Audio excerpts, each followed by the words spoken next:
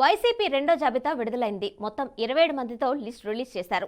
తిరుపతి భూమన అభినయ్ రెడ్డి, పిఠాపురం వంగా గీత, Rajamahendravaram city Margani Bharat, Prathipadu Varupula Subbarao, Ramachandrapuram పిల్లి సూర్యప్రకాష్, మచిలీపట్నం పేర్ని కృష్ణమూర్తి, రాజాం తాళ రాజేష్, అనకాపల్లి మలసాల భరత్ కుమార్, పాయకారావుపేట కంబాల జోగులకు కేటాయించారు.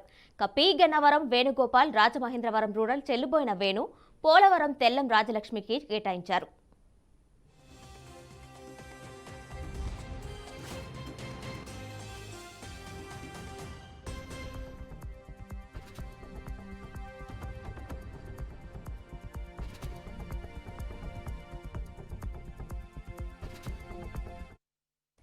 కదరి Maqbool Ahmed, Chandragiri Chevireddy Mohit Reddy, Penugonda KV ఉషాచరణ్, Kalyandurg తలారి రంగయ్య, అరకు గొడ్డేటి మాధవికి కేటాయించారు. ఇక పాడేరు విశ్వేశ్వరరావు, విజయవాడ సెంట్రల్ వెల్లంపల్లి శ్రీనివాస్, విజయవాడ వెస్ట్ షేక్ అసీఫ్, జగ్గంపేట తోట నరసింహం, ఎర్రగొండపాలెం తాటిపట్రి చంద్రశేఖర్ కు కేటాయించారు.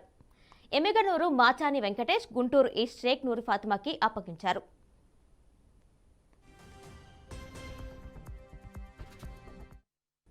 పార్లమెంట్ స్థానాల్లో కూడా ముగ్గురిని మార్చారు. అనంతపురం పార్లమెంట్ మాలగుండ్ల శంకర్ నారాయణ, హిందూపురం పార్లమెంట్ జొలదరాశి శాంత, అరకు పార్లమెంట్ కొట్టగుల్లి భాగ్యలక్ష్మికి అప్పగించారు.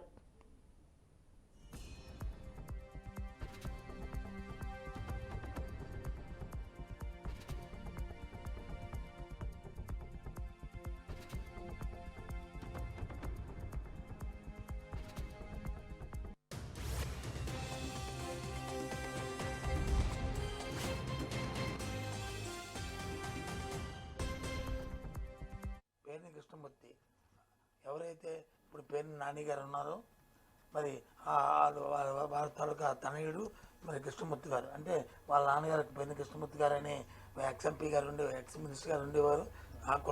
ఆ కృష్ణమూర్తి గారి పేరునే ఈ అబ్బాయి కూడా పెట్టారు. ఆ కృష్ణమూర్తి మళ్ళీ ఇప్పుడు పోటీ చేస్తున్నాడు.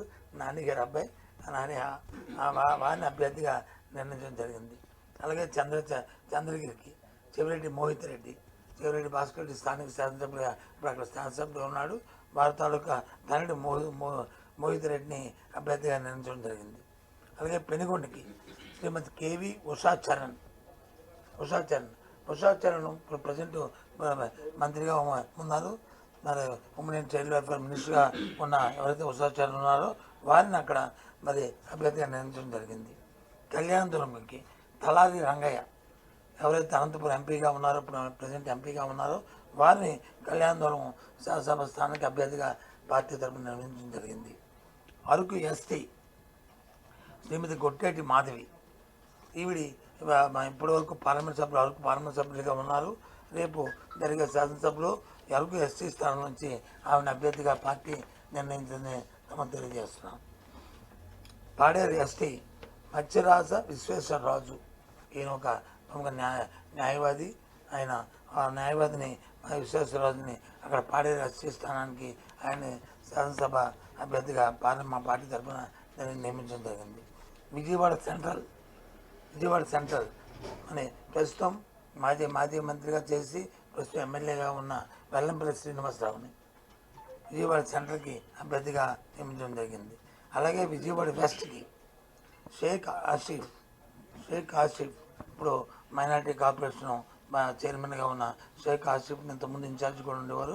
ఆయన్ని అక్కడ అభ్యర్థిగా నిర్ణయించడం జరిగిందనే విషయాన్ని మీ ద్వారా